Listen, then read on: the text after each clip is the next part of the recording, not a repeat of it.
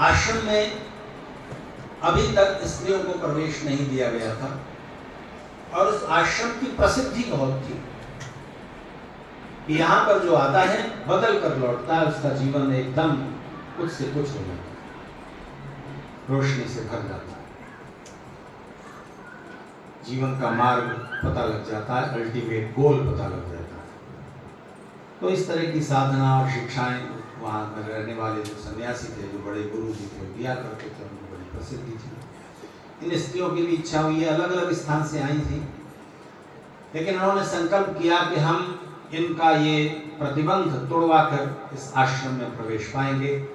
और इस संकल्प के साथ उन्होंने गुरु जी से निवेदन किया। गुरु जी ने माना नहीं, अपना बताया कि देखो आज तक ऐसा हुआ नहीं है, तुम क्या करोगे, ये सब ठीक नहीं है। तो वो आश्रम के मुख्य द्वार पर ही बैठ गई, भूखी प्यासी। उन्होंने अनशन कर दिया कि हमें अगर प्रवेश नहीं दिया जाएगा तो हम यहीं मर जाएंगे। तो गुरु जी ने सोचा कि चलो कोई बात नहीं, परंपराएं कभी कभी तोड़ भी दी जाती हैं, तो इनको प्रवेश देते हैं, लेकिन ये सचमुच इनकी आंतरिक इच्छा है, ये प्रवेश पाने योग्य है या नहीं, इसके लिए उन्होंने एक टेस्ट लेने का विचार किया और उन चारों स्त्रियों को कहा कि मैं तुम्हारा एक टेस्ट लूंगा, एक एक सवाल पूछना है। पहले उन्होंने एक स्त्री को बुलाया और उससे कहा कि ये बताओ, 50 पुरुष हैं, एक तुम हो, एक नाव में बैठे हुए जा रहे हो, उस नाव में छेद हो गया, नाव टूट फूट गई और अब डूबेगी, तो नाव किसी तरह एक निर्जन द्वीप पर, जहाँ कोई और नहीं रहता, एक द्वीप है, आइलैंड है, चारों तरफ समुद्र और उसमें किनारे लग गए और वहां सब उतर गए। 50 पुरुष हैं और एक तुम हो, तुम उन 50 पुरुषों से अपनी रक्षा कैसे करोगी? वो स्त्री अविवाहित थी। उसने कहा कि मैंने तो ऐसा कभी सोचा नहीं, और ऐसी परिस्थिति अगर आई तो मैं तो वापस समुद्र में चली जाऊंगी और डूब जाऊंगी। तो गुरुजी मुस्कुराए और उन्होंने कहा कि ज्यादातर लोग मुसीबत आने पर, मुश्किलें आने पर, और ऐसी समस्या जिसका समाधान तुरंत दिखाई नहीं देता, बड़ी विकराल है, तो ऐसी स्थिति आने पर ज्यादातर लोग यही समाधान ढूंढते हैं कि मर जाओ। आत्महत्या किसी समस्या का समाधान नहीं है। मर जाओ तो भी क्या, फिर से जीवन शुरू होगा, जो कुछ मुश्किलें अब हैं वो फिर होंगी। इस तरह छुटकारा नहीं होता। तो तुम जा सकती हो, तुम्हारा आश्रम में प्रवेश है। दूसरी स्त्री को बुलाया तो उनसे, उस स्त्री से भी यही सवाल किया गया। वो विवाहित थी। तो उसने समस्या सुनी और उसने कहा कि इसमें क्या अड़चन की बात है, मैं उन 50 पुरुषों में से एक से शादी कर लूंगी और सुरक्षित रहूंगी जब तक उस निर्जन द्वीप में रहना पड़े। तो गुरु जी फिर मुस्कुराए और उन्होंने कहा कि नहीं, ये कोई समाधान नहीं है, क्योंकि वो जो एक जिसको तुमने सबसे शक्तिशाली पुरुष समझा, जो बाकी 49 से तुम्हारी रक्षा करेगा, वो कितना भी शक्तिशाली हो, 49 के आगे उसकी क्या ताकत होगी, रक्षा नहीं कर सकता। समाज में विवाह करके तुम इसलिए सुरक्षित हो क्योंकि बाकी सब भी विवाहित हैं और उनकी पत्नियां उन पुरुषों से तुम्हें सुरक्षित रखती हैं। और इसके अलावा वो पुरुष भी, किसी भी परिवार की स्त्री के साथ कुछ हो तो सारे पुरुष उसका विरोध करते हैं ना, तो पुरुष प्रधान समाज का एक सिस्टम है, इसलिए तुम सुरक्षित हो। वहां निर्जन द्वीप पर सुरक्षित नहीं रह पाओगे, वहां कोई समाज थोड़ी है, तुम जा सकती हो। तीसरी स्त्री आई, उसने वेश्यावृत्ति करके अपना जीवन चलाया था।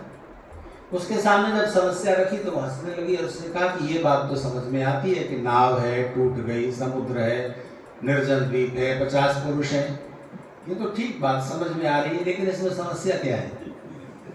इसमें समस्या की तो कोई बात ही नहीं।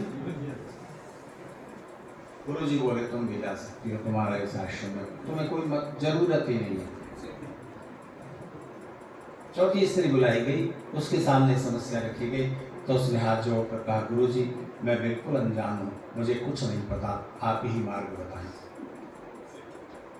4 तरह के हिंदू हैं, एक वो जो कहते हैं कि मर जाएंगे, जो होगा देखा जाएगा, ये दोनों एक ही बात है। जब होगा तब देखा जाएगा, पहले से इंतजाम नहीं करना। मर जाएंगे तो मर जाएंगे, सब मर रहे होंगे तो हम भी मर जाएंगे। ये समस्या का समाधान है क्या? दूसरे प्रकार के हिंदू कहता है हम भी कन्वर्ट हो जाएंगे। ठीक है, जब ऐसी स्थिति आ पड़ेगी ईसाई हो जाएंगे, मुसलमान हो जाएंगे। ये भी समाधान है क्या? ये तो आपके अस्तित्व का प्रश्न है। और सच पूछिए तो हिंदू के नष्ट होने में क्या, दुनिया की क्या तकलीफ है, दुनिया का क्या नुकसान है? क्योंकि आपके साथ जो अद्भुत ज्ञान संपदा है वो सारी नष्ट हो जाने वाली है।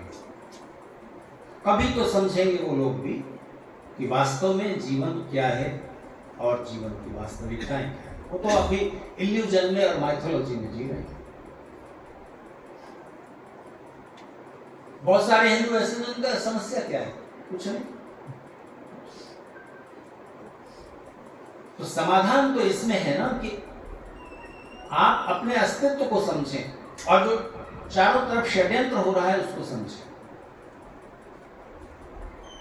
अगर किसी को अपने शत्रु और मित्र की पहचान नहीं है तो बचाव ही क्या करेगा, किससे बचाव करेगा? तो कौन कौन सी परिस्थितियां विकराल होकर के आपके सामने खड़ी हुई हैं और लाई जा रही हैं, उसमें आप कितने सावधान हैं, कितनी जागृति आई है। भाषण तो हम बहुत सुन रहे हैं, यूट्यूब खोलो, व्हाट्सएप देखो, बहुत सारे वीडियो गरम गरम भाषणों के आपको मिल जाएंगे। पता चल जाएगा पश्चिम बंगाल के चुनाव के बाद हिंदू कुछ जागा है या और कुछ सो है।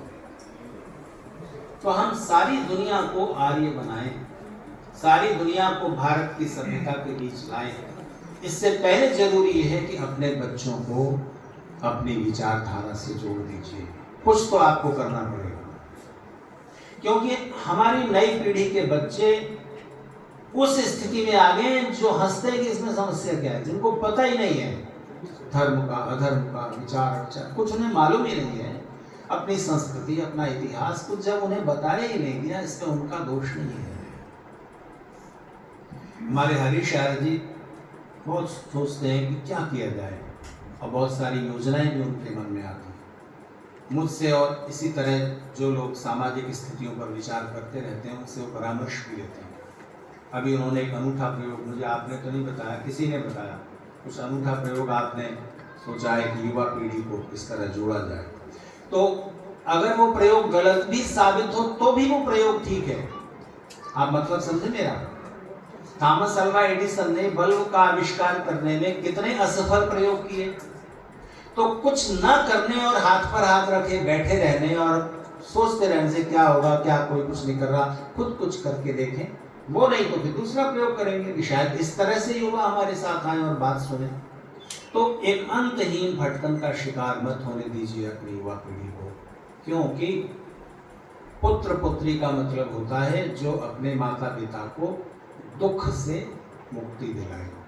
तो अगर हमने मान लीजिए बच्चों को गायत्री मंत्र नहीं बताया, उसका अर्थ नहीं समझाया, ईश्वर की प्रार्थना उपासना नहीं बताई, सही सच्ची फिलोसॉफी नहीं समझाई, तो हम चले जाएंगे शरीर को छोड़कर। कहाँ जाएंगे? वापस जब पृथ्वी पर जन्म होगा तो आपको कैसा समाज मिलेगा?